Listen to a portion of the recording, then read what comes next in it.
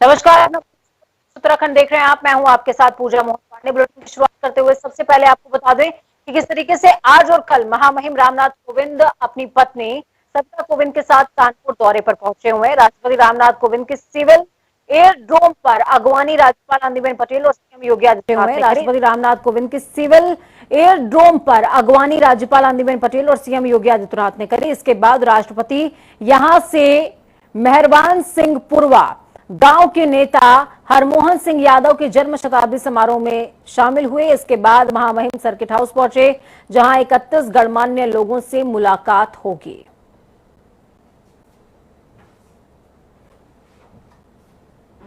तो वहीं आपको बता दें कि सपा से गठबंधन को सभी उतारू हैं। बात करेंगे मिशन यूपी की, लेकिन उससे पहले आपके सपा अध्यक्ष अखिलेश यादव ने किसानों को लेकर किए बड़े ऐलान के बारे में आपको बताते हैं।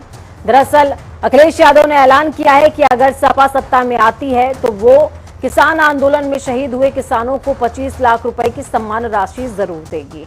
आपको बता दें, अखिलेश यादव ने ट्वीट करते हुए लिखा कि किसान का जीवन अनमोल होता है क्योंकि वो अन्य के जीवन के लिए अन्न उगाता है। हम वचन देते हैं कि 2022 में समाजवादी पार्टी की सरकार आते ही किसान आंदोलन के शहीदों को 25 लाख की किसान शहादत सम्मान राशि दी जाएगी।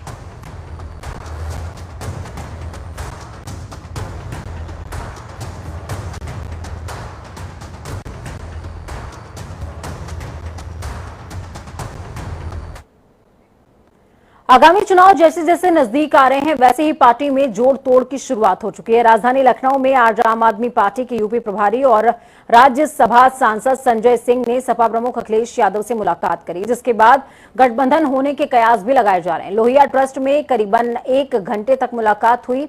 मुलाकात के बाद संजय सिंह ने कहा, अखिलेश यादव से हमारी सकारात्मक बातचीत हुई है। कॉमन एजेंडे को लेकर हमने बात की। भारतीय जनता पार्टी को सत्ता से उखाड़ फेंकने के लिए हम लोग कोशिशें कर रहे हैं। चुनाव को लेकर के ही हम लोग चर्चा कर रहे थे। अभी गठबंधन की सीटों को लेकर कोई भी बात नहीं हुई है। आपको बता दें, संजय सिंह ने इससे पहले 21 नवंबर को सपा संस्थापक मुलायम सिंह के घर जाकर उन्हें जन्मदिन की बधाई दी थी और इसके पहले भी एक बार संजय सिंह की मुलाकात अखिलेश यादव से हो चुकी है। तो इसी दौरान हमारे संवाददाता ने आप राज्यसभा सांसद संजय सिंह से खास बातचीत करी है। क्या कुछ बातचीत हुई, देखिए।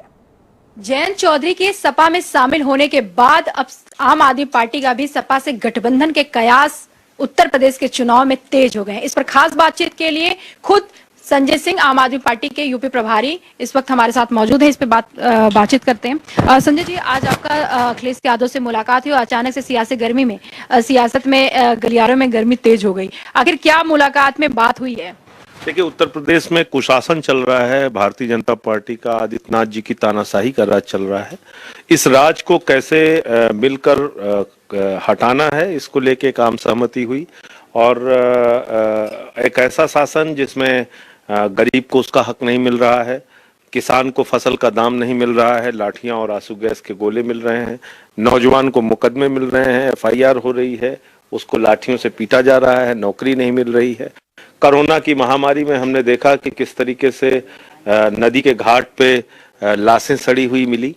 तो इस कुशासन को, इस राज को हटाना है, जहां पे प्रभात मिश्रा का फर्जी इनकाउंटर हो जाता है, इंद्रकांत त्रिपाठी व्यापारी की SSP हत्या करवा देता है। तो इसको लेके और क्या क्या भविष्य में करने की जरूरत है, जैसे बिजली के सवाल पे, शिक्षा के सवाल पे, स्वास्थ्य के सवाल पे, इन मुद्दों को लेकर बात। आपने मुद्दों को लेकर तो बात की, लेकिन सवाल मेरा सीट को लेकर है। क्या आम आदमी पार्टी आज कोई बातचीत नहीं हुई है और जब सीट को लेके या गठबंधन को लेके कोई बातचीत होगी तो जरूर आपको जानकारी देंगे। तो अभी हम इंतजार करें कि अभी आम आदमी पार्टी कितने सीटों पर चुनाव लड़ेगी सपा से अगर गठबंधन करती है तो? अब वो उसका जब फैसला हो जाएगा तो जरूर आपको माना जा रहा है कि तमाम छोटे दल मिलकर अब भाजपा को चुनौती देने के मूड में आ गए हैं।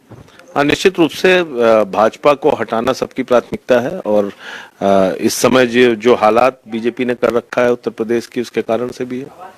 आपकी मुलाकात के बाद ही अखिलेश यादव ने एक ट्वीट किया है, कहा है कि किसान जो शहीद हुए हैं, हमारी सरकार आती है तो उनको 25 लाख रुपए देंगे।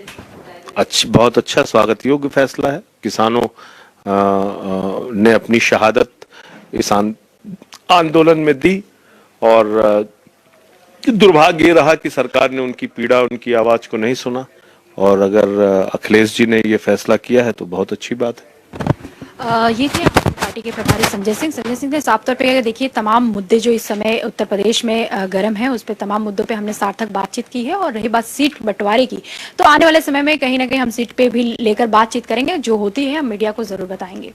कैमरामैन आमन के साथ में जय सिंह, जनता टीवी, लखनऊ।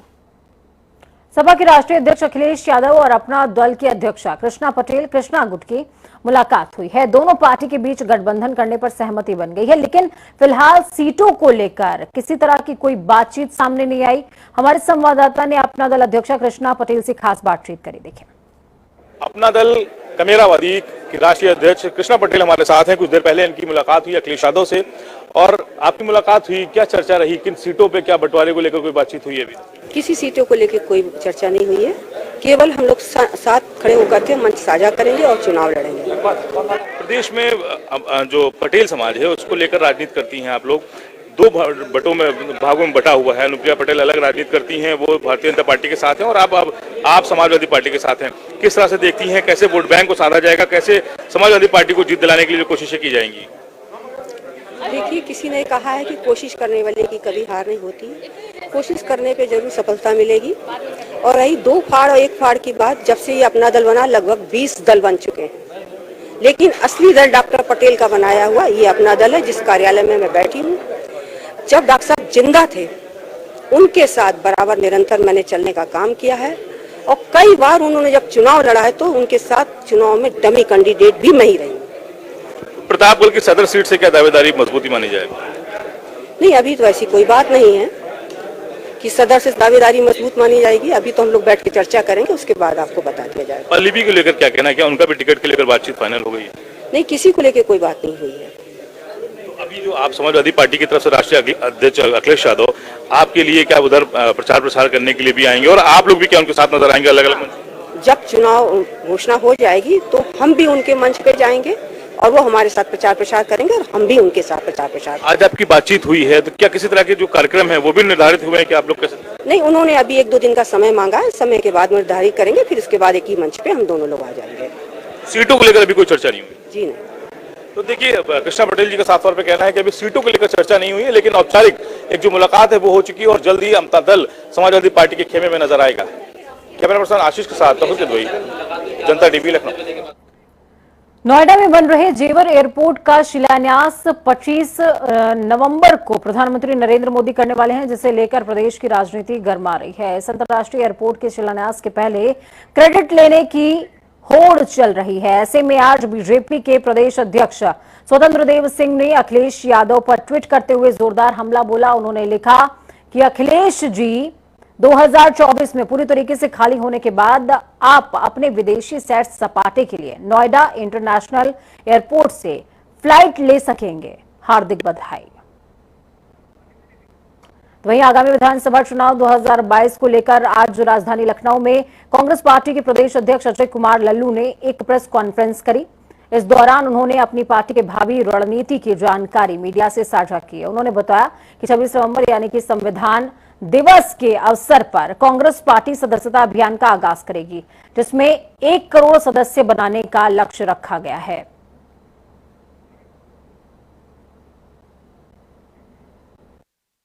छब्बीस नवंबर जो डॉक्टर भीमराव अंबेडकर साहब का जन्म दिवस है, संविधान दिवस के रूप में हम सब लोग मनाते हैं। कांग्रेस पार्टी सदस्यता अभियान की शुरुआत करने जा रही है।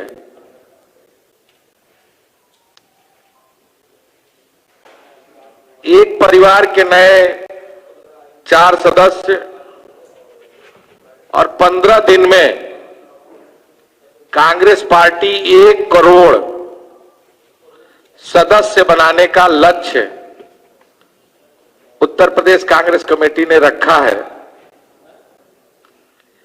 इस अभियान के अंतर्गत न्याय पंचायत और वार्डों के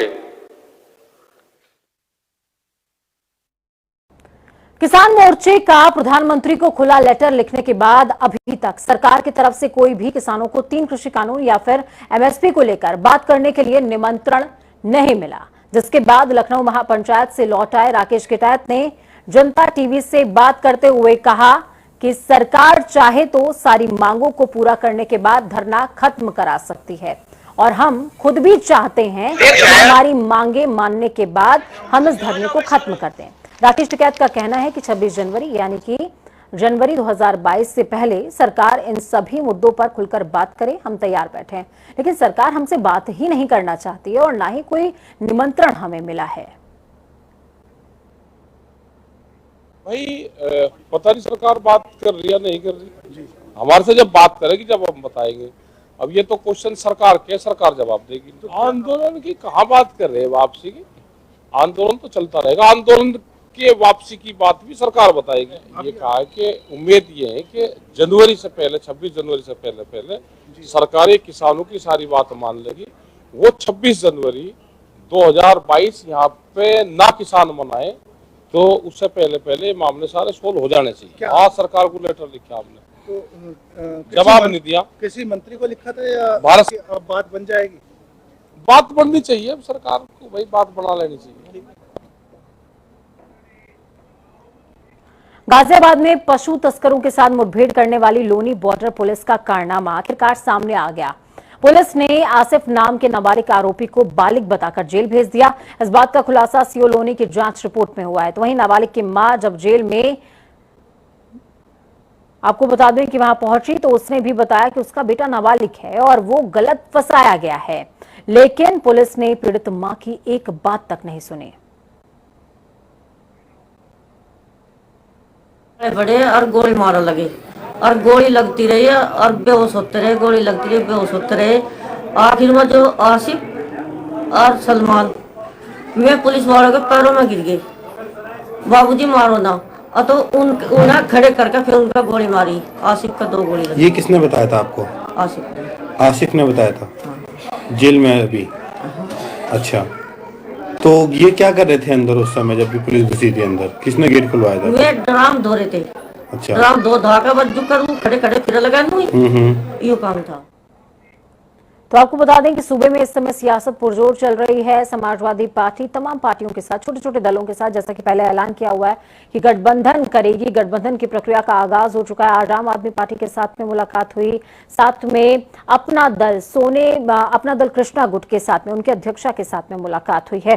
ग्राउंड जीरो का रुख करते हैं, हमारे साथ लखनऊ से तौकीर किदवई जुड़े हुए हैं। तौकीर, क्या कुछ अपडेट है? जिस तरीके से समाजवादी पार्टी अपने कदम आगे बढ़ा रही है, लगता है कि किसी तरह का कोई गणित फिट बैठ सकता है, लेकिन सबसे बड़ी बात यह है कि इन तमाम मुलाकातों में, कल से जो मुलाकातें चल रही है, इसमें अभी तक सीटों का निर्धारण नहीं हुआ है। तो इससे कहीं ना कहीं ये भी संदेह पैदा होता है कि सीटों की जब बात आएगी तो क्या ये अलायंस टिका रहेगा या खत्म हो जाएगा? देखिए, अखिलेश यादव लगातार इस बात को कहते आए हैं कि वो छोटे दलों के साथ गठबंधन करेंगे और अब कई दल उनके साथ नजर भी आने लगे हैं। आम आदमी पार्टी है, लोकदल है और इसके अलावा आज जिस तरह से संजय सिंह मिलकर आए आम आदमी पार्टी के, तो कई दल हैं जो सामने आ चुके हैं। लेकिन इस बात के कयास पूरी तरह से सफल होते हैं, क्योंकि जब पहले इस अंदेशा जताया गया था कि ये सभी दल साथ में आएंगे, लेकिन जो आप कह रही हैं कि जिस तरह से सवाल उठ रहे हैं कि ये गठबंधन बिना सीट के बंटवारे के हो रहा है, तो ऐसा सोचना मेरे ख्याल से गलत होगा, क्योंकि जो भी पार्टियां हैं वो अपनी शर्तों के साथ इस गठबंधन में शामिल हो रही हैं। कहीं ना कहीं तय हो चुका है कि कौन कितनी सीटों पर लड़ेगा और कहां से लड़ेगा। तो यहां तक की बातचीत पूरी होने के बाद ही वो समाजवादी पार्टी के खेमे में शामिल हो रही हैं। माना यह भी जा रहा है कि 30 सीटें करीब आरएलडी को दी गई हैं, जिसमें 5 सीटें ऐसी होंगी जिसमें साइकिल के टिकट पर कैंडिडेट होंगे। इसी तरह से जो राष्ट्रीय लोकदल है, जिसमें कृष्णा पटेल का जो गुट है, और उसकी तरफ से जब आज गठबंधन का ऐलान किया गया तो उसमें भी माना जा रहा है कि 2 सीटें होंगी। इसी तरह से 25 सीट करीब आम आदमी पार्टी के लिए भी खाते में जा सकती हैं। लेकिन आम आदमी पार्टी की खास बात यह भी है कि वो अपने कई कैंडिडेट को पहले ही मैदान में उतार चुके हैं। वो 2 लिस्ट जारी कर चुके हैं, जिसमें 60 से ज्यादा कैंडिडेट का वो नाम साबित कर सामने ला चुके हैं कि वो कहां से चुनाव लड़ेंगे। तो कहीं ना कहीं अभी उलटफेर एक बड़ा बाकी है। क्योंकि जो आम आदमी पार्टी के जो कैंडिडेट हैं वो जो मैदान में हैं, जो तैयारियां कर रहे हैं, अब ऐसे में उनका टिकट अगर कटता है, क्योंकि अब 25 सीटों पर तक अगर सीमित रह जाती है आम आदमी पार्टी, तो कहीं ना कहीं वो जो प्रत्याशी होंगे अब वो क्या करेंगे। तो ऐसे कई सवाल हैं जो इस गठबंधन के बाद भी खड़े होंगे।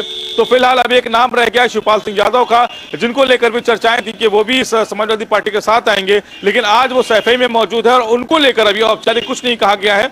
तो अभी इंतजार करना होगा शिवपाल सिंह यादव का भी, क्योंकि अब आखिरी जो छोटा दल है वो शिवपाल सिंह यादव ही नजर आ रहे हैं।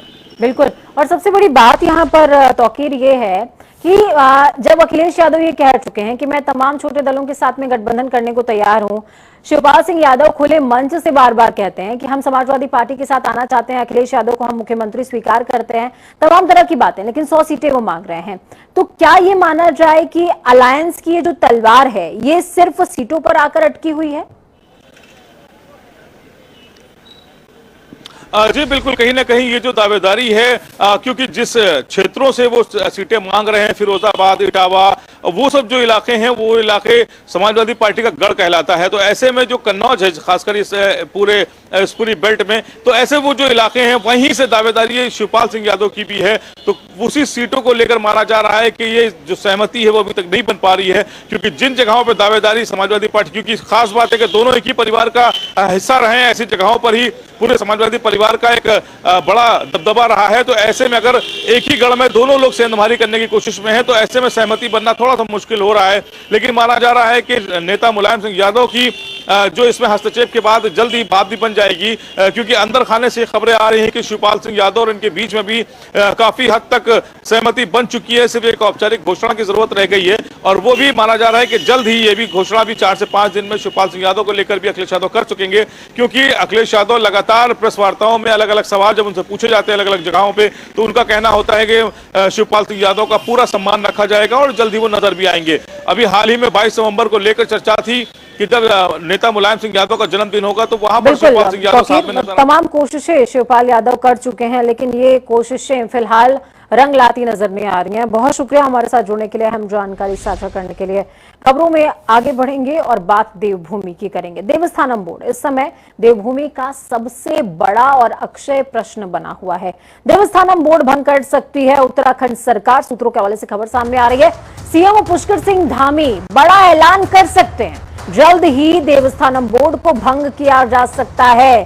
त्रिवेंद्र सरकार में देवस्थानम बोर्ड रद्द किया गया था, बनाया गया था, बोर्ड के खिलाफ तीर्थ पुरोहित उसी दौर से थे, लेकिन प्रदर्शन चला, विरोध हुआ, खून से लेटर तक लिखे गए। प्रधानमंत्री के कार्यक्रम में अवरोध डालने की भी चेष्टा इस दौरान हुई, घिराव हुआ मंत्रियों के आवास का। तमाम प्रकरण, ताम झाम दंडवेद सब कुछ, शाम दाम दंडवेद सब कुछ अपना लिया गया, लेकिन उसके बावजूद जो स्थितियां हैं देवस्थानम बोर्ड पर ढाक के 3 पार्ट जैसी नजर आती हैं। और इस वक्त की बड़ी खबर आपको बता रहे हैं कि गले की फांस जो बनी हुई है धामी सरकार के, हो सकता है ये फांस सत्ता के रास्ते से निकल जाए। खबरों में आगे बढ़ते हैं। कांग्रेस प्रदेश कार्यालय में स्क्रीनिंग कमेटी की बैठक चल रही थी, जो कि खत्म हो गई है। वहीं स्क्रीनिंग कमेटी के अध्यक्ष अविनाश पांडे ने कहा कि स्क्रीनिंग कमेटी की पहली बैठक थी, जिसमें राज्य के सभी सम्मानित नेताओं के साथ बैठक हुई, जिसमें चर्चा की गई है कि किस तरीके से राज्य में आगे बढ़ना है। कांग्रेस प्रदेश कमेटी की ओर से उत्तराखंड में चलाए जा रहे कार्यक्रमों पर भी चर्चा हुई है। साथ ही उन्होंने कहा कि स्क्रीनिंग का काम हम और कितनी तेजी से कर सकते हैं, इस पर भी चर्चा हुई है। भाजपा चुनाव प्रभारी और सह प्रभारियों का 2 दिवसीय उत्तराखंड दौरा आज से शुरू हो गया, जिसमें पार्टी के रोड मैप के धरातलीय क्रियान्वयन का जायजा लेने के साथ ही प्रभारी चुनाव प्रबंधन की 33 समितियों के अलग अलग समूहों में समीक्षा भी करेंगे। भाजपा प्रवक्ता विपिन कैंथोला का कहना है कि उत्तराखंड में विधानसभा चुनावों को देखते हुए भाजपा संगठन की ओर से बनाए जा रहे रोड मैप को धरातल पर उतारने के लिए भाजपा चुनाव प्रभारी, सह प्रभारी 2 दिवसीय यानी कि 24 और 25 आज और कल उत्तराखंड प्रवास पर रहने वाले हैं, जिसमें कई बैठकें होंगी। हाँ, देखिए, हम सब लोग जानते हैं कि धीरे धीरे उत्तराखंड राज्य चुनाव की ओर अग्रसर है और हमारे जो चुनाव प्रभारी हैं माननीय प्रहलाद जोशी जी, वो आज पहुंच रहे हैं। जो सह प्रभारी हैं लोकेश जी, आरपी सिंह जी, तीनों लोग पहुंच रहे हैं। हमारे प्रभारी जो हैं पार्टी के, वो भी उत्तराखंड पहुंच रहे हैं और आज शाम बैठक प्रारंभ होगी। पहले मुख्यमंत्री आवास में पदाधिकारी बैठक है, उसके बाद शाम को पार्टी कार्यालय में बैठकें हैं, महामंत्री गणों के साथ बैठकें हैं, प्रदेश के पदाधिकारियों के साथ बैठक और अन्य अलग अलग जो हमारे विभाग हैं चुनाव संचालन प्रबंधन को लेकर के, जो चुनाव प्रबंधन के 33 विभाग है, 33 विभागों के कुछ विभागों के साथ उनका बैठना है। कल तक वो यहाँ रहने वाले हैं और उनका मार्गदर्शन तमाम विभागों को मिलने वाला है कि किस प्रकार से हम जो स्ट्रेटजी है उसको लेकर के काम करें, किस प्रकार से केंद्रीय नेतृत्व की क्या क्या अपेक्षाएं जो हैं विभागों से, उन सब पर चर्चा परिचर्चा होगी और मार्गदर्शन प्राप्त होगा। तो चलिए ग्राउंड जीरो का रुख करते हैं। हमारे साथ में अरजीत काम्बोज जुड़ चुके हैं देहरादून से। अरजीत, क्या कुछ अपडेट है? प्रवास 2 दिनों का है लेकिन बेहद खास, क्योंकि ग्राउंड जीरो पर पकड़ मजबूत बनाने की कवायद बीजेपी की तरफ से लगातार जारी है। बिल्कुल पूजा, आपने ठीक कहा। उत्तराखंड अब पूरी तरह से चुनावी मोड में है और आने वाले कुछ ही समय बाद प्रदेश में आचार संहिता भी प्रभावी हो जाएगी। तो ऐसे में अब दोनों ही जो बड़े राजनीतिक दल हैं, चाहे भाजपा की बात हो या कांग्रेस की बात हो, दोनों ही दल अपने चुनावी दृष्टिकोण से महत्वपूर्ण बैठकों का आयोजन राजधानी देहरादून में करने लगे हैं। कांग्रेस की स्क्रीनिंग कमेटी की बैठक हो चुकी है, तो वहीं अब भाजपा के जो चुनाव प्रभारी है प्रहलाद जोशी अपनी टीम के साथ राजधानी देहरादून में पहुंच चुके हैं और अब से कुछ ही देर बाद ठीक 6 बजे से भाजपा प्रदेश कार्यालय में बैठकों का दौर शुरू होगा और ये कल देर शाम तक चलने की उम्मीद है। जिस तरह की जानकारी भाजपा कार्यालय की तरफ से जारी की गई है, कुल 33 बैठकें इस 1.5 दिन के कार्यक्रम में होनी है, जिसमें मंत्री, मुख्यमंत्री और तमाम जो पदाधिकारी हैं संगठन के सभी के साथ प्रहलाद जोशी बैठेंगे, उनके साथ चर्चा करेंगे, रोड मैप तैयार करेंगे आने वाले विधानसभा चुनाव का, कैसे हम जनता के बीच जाना है, किन किन मुद्दों को लेकर जाना है, क्या कुछ इसमें चर्चाएं हो सकती है, क्या हम मैसेज दे सकते हैं। तो इन तमाम विषयों को लेकर ये बैठकें होनी है जो अब से कुछ ही देर बाद 6 बजे से शुरू होने जा रही है। बिल्कुल अजीत, जब हम बीजेपी की कार्यशैली पर नजर डालते हैं तो जिलाध्यक्ष हो या फिर बूथ प्रभारी हो, तभी सभी पर बराबर का फोकस रहता है। तो क्या इन 33 जो बैठकों का दौर है इसमें भी यही कार्यशैली देखने को मिलेगी, उन्हें ही स्ट्रांग करने का काम किया जाएगा, या फिर इस बार फोकस बूथ से ज्यादा पन्ना प्रमुखों पर रहने वाला है? बिल्कुल, अगर पन्ना प्रमुखों की बात की जाए तो भाजपा में उनका काफी अहम रोल होता है और पन्ना प्रमुखों के ऊपर जिम्मेदारी होती है कितना वोट बैंक वो अपने खाते में डाल सकते हैं। तो ऐसे में लंबे समय से पन्ना प्रमुखों को मजबूत किया जा रहा है। हालांकि बूथ स्तर पर भी काफी मजबूती के साथ भाजपा उतरने का दावा कर रही है। अब जो 33 बैठकें होंगी, इसमें 1-1 घंटे के अंतराल पे कई बैठकें होनी है। इसमें पन्ना प्रमुखों का जिक्र होगा, तो वहीं बूथ लेवल पर कैसे मजबूत हो सकता है इनका जिक्र होगा। सरकार की क्या क्या योजना है जिनको अच्छे तरीके से, बेहतर तरीके से आम जनता के बीच पहुंचाया जा सकता है, इसको लेकर जो सबसे पहली बैठक होनी है वो मुख्यमंत्री आवास में मुख्यमंत्री के साथ होनी है, जब से कुछ ही देर बाद शुरू होगी। और उसके ठीक बाद 6 बजे का समय दिया गया है भाजपा प्रदेश कार्यालय में इन बैठकों के जो एक दौरा शुरू होगा इन बैठकों का, वो शुरू होने जा रहा है लगातार, जिसमें चुनाव प्रभारी प्रहलाद जोशी होंगे, आरपी सिंह होंगे, लॉकेट चटर्जी होंगी और इनके साथ ही मुख्यमंत्री के होने की उम्मीद है। साथ ही संगठन के प्रदेश अध्यक्ष से लेकर तमाम पदाधिकारी भी मौजूद रहेंगे। तो भाजपा की कोशिश यही है कि आप पूरी तरह से चुनावी मोड में आते हुए आने वाले समय में भाजपा को मजबूती के साथ, पूरे दमखम के साथ वापसी करनी है सत्ता में। इसको लेकर अभी से ग्राउंड जीरो पर काम शुरू कर दिया जाए। ठीक है, बहुत शुक्रिया अजीत हमारे साथ जुड़ने के लिए, अहम जानकारी ग्राउंड जीरो से साझा करने के लिए। तो बीजेपी हो या कांग्रेस, हर दल अपनी पूरी शक्ति का इस्तेमाल कर रहा है कि जमीन को और मजबूत किया जाए। मजबूती देने की कोशिश दोनों ही, तीनों ही दलों की है, लेकिन सबसे बड़ी बात, दल जमीन पर मौजूद कौन है? जनता कितने प्रभावित होती है इन कोशिशों से, ये देखने वाली बात होगी। वक्त छोटे से ब्रेक का, ब्रेक पर खबरों का सफर लगातार जारी है। बने रहिए जनता टीवी के साथ, क्योंकि हमें आपकी ताकत, अपना और अपनों का बहुत ज्यादा ख्याल रखें। नमस्कार।